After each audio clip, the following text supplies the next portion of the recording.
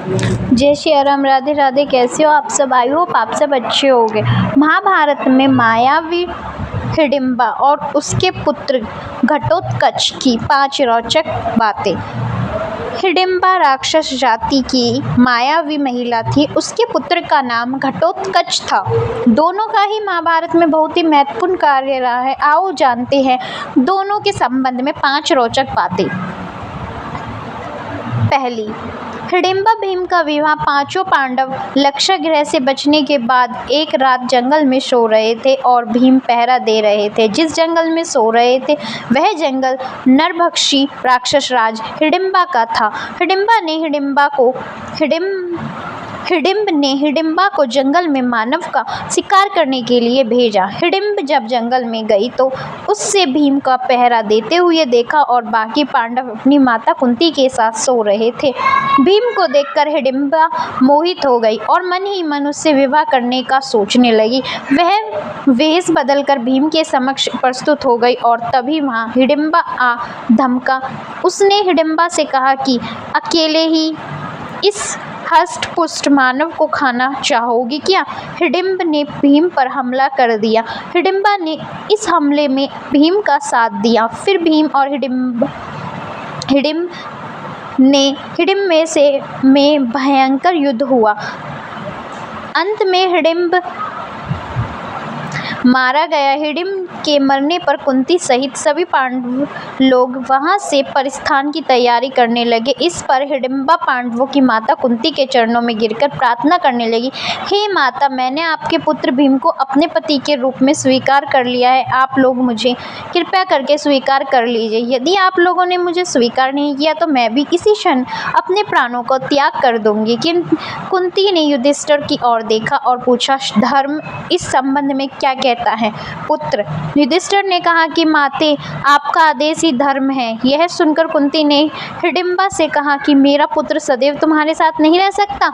इस पर हिडिंबा ने कहा कि मुझे मंजूर है। विवाह के बाद, पुत्र प्राप्ति के बाद वह स्वतंत्र है। यह सुनकर कुंती ने भीम के साथ ही हिडिंबा का हाथ रख दिया। हिडिंबा का पुत्र घटोत्कच, हिडिंबा और भीम आनंद पूर्वक जीवन व्यतीत करने लगे। 1 वर्ष व्यतीत होने पर हिडिंबा का पुत्र उत्पन्न हुआ और उस पुत्र के सिर पर केश न होने के कारण उसका नाम घटोत्कच रखा गया। वह अत्यंत मायावी निकला और जन्म लेते ही बड़ा हो गया। हिडिंबा ने अपने पुत्र को पांडवों के पास ले जाकर कहा, यह आपके भाई की संतान है, अतः यह आप लोगों की सेवा में रहेगा। इतना कहकर हिडिंबा वहां से चली गई। घटोत्कच श्रद्धा से पांडवों और तथा कुंती माता के चरणों में प्रणाम कर बोले। घटोत्कच श्रद्धा से पांडवों तथा माता कुंती के चरणों में प्रणाम करके बोला, अब मुझे मेरी योग्य सेवा बताइए। उसकी बात सुनकर कुंती बोली, तू मेरे वंश का सबसे बड़ा पौत्र है, समय आने पर तेरी सेवा अवश्य ही ली जाएगी। इस पर घटोत्कच ने कहा, आप लोग जब भी मुझे स्मरण करेंगे मैं आप लोगों की सेवा में उपस्थित हो जाऊंगा। कहते ही कि हिडिंबा मूल रूप से नागालैंड की राजकुमारी थी, लेकिन पुत्र के जन्म के बाद पुत्र को पांडवों को सौंप कर वो हिमाचल प्रदेश में मनाली जिले में रहने लगी थी। यहीं पर उनका राक्षस योनि से देवीय योनि में परिवर्तन हुआ था। इसलिए यहाँ पर हिडिंबा का एक प्राचीन मंदिर भी है। मंदिर के भीतर एक प्राकृतिक और पुरातन चट्टान है जिसे देवी हिडिंबा का स्थान माना जाता है। इसी चट्टान पर देवी हिडिंबा के पैरों के चिन्ह मौजूद है। चट्टान को स्थानीय बोली में ढूंग कहते हैं, इसलिए देवी को ढूंगरी देवी कहा जाता है।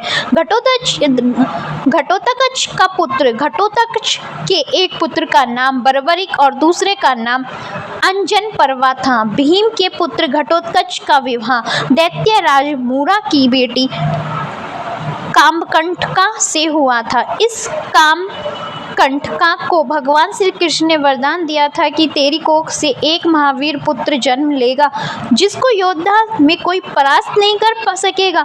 वो सर्वशक्तिमान होगा। भीम पुत्र घटोत्कच का पुत्र बर्बरिक दानवीर था। वरवरिक दुनिया के सर्वश्रेष्ठ धनुर्धर थे। अर्जुन और कर्ण से भी बड़े धनुर्धर थे। वरवरिक के लिए 3 बाण ही काफी थे। अर्जुन और कर्ण से भी बड़े धनुर्धर थे। वरवरिक के लिए 3 बाण ही काफी थे, जिसके बल पर वे कौरवों और पांडवों की पूरी सेना को समाप्त कर सकते थे। यह बात जानकर श्री कृष्ण से उससे दान में उसका शीश मांग लिया। बाद में श्री कृष्ण ने कहा कि कलयुग में तुम मेरे नाम से पूजे जाओगे। वर्तमान में उन्हें खाटू श्याम कहते हैं। घटोत्कच की मृत्यु द्रौपदी के शाप के कारण ही महाभारत के युद्ध में घटोत्कच कर्ण के हाथों मारा गया था। भीमपुत्र घटोत्कच की चर्चा उनके विशालकाय शरीर को लेकर और युद्ध में कहो राम मचाने को लेकर होती है। कर्ण ने अपने अमोघास्त्र का प्रयोग दुर्योधन के कहने पर भीमपुत्र घटोत्कच पर किया था, जबकि वह इसका प्रयोग अर्जुन पर करना चाहता था। यह ऐसा अस्त्र था जिसका वार कभी खाली नहीं जा सकता था, लेकिन वरदान अनुसार इसका प्रयोग एक बार ही किया जा सकता था। यदि कर्ण यह कार्य नहीं करता तो युद्ध का परिणाम कुछ और होता। जय श्री राम। वीडियो अच्छी लगी हो तो प्लीज़ चैनल को लाइक एंड सब्सक्राइब करना ना भूलें। Thank you for watching this video.